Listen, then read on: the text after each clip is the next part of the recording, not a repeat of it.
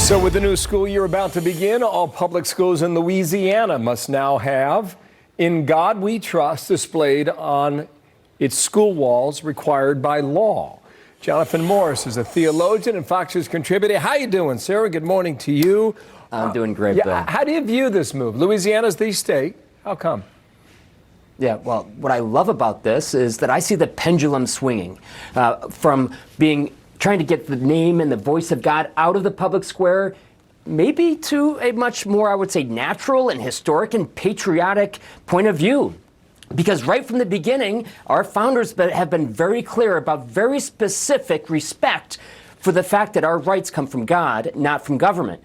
So here a Democratic governor is signing this bill into law.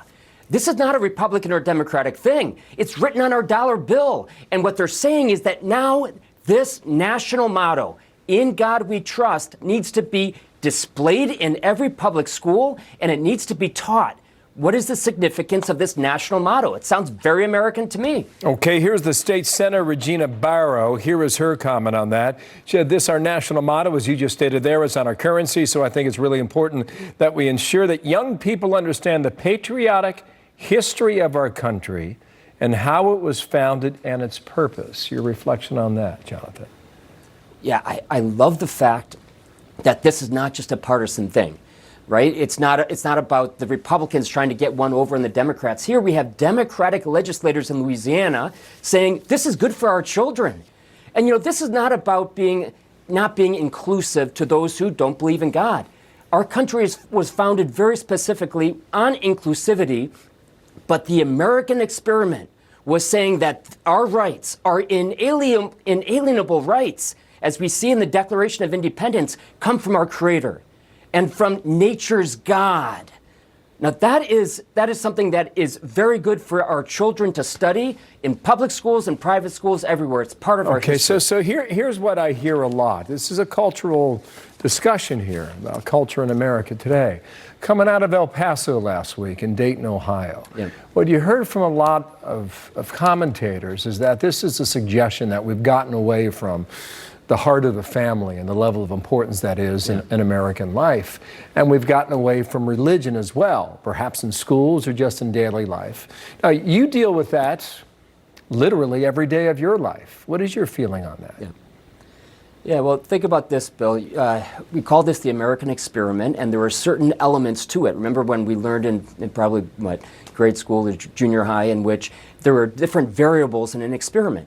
And if you take one or you change a variable, usually the scientist changes the independent variable, well, the conclusion or the result is going to be different than if the variables stay the same.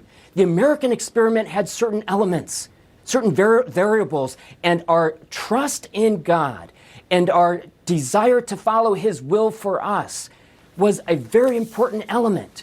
We take that out, and we've done it. We're not even allowed to pray anymore in public schools.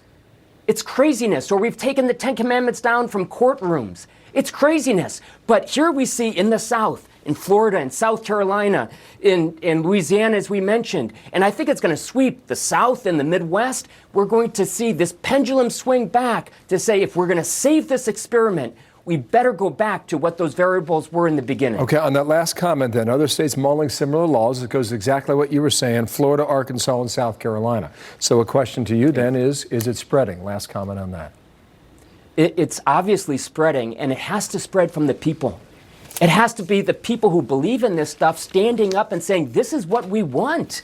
We're not going to let the coast, we're not going to let Los Angeles and New York City determine where our country is going. Nothing against New York and Los Angeles, I love them. But the people in our country who believe deeply, especially those who are coming from the South and Midwest, as we're seeing in this example, they need to stand up and say, we're not going to let people change this wonderful American experiment that's been so successful over these last 240 years. Mm-hmm.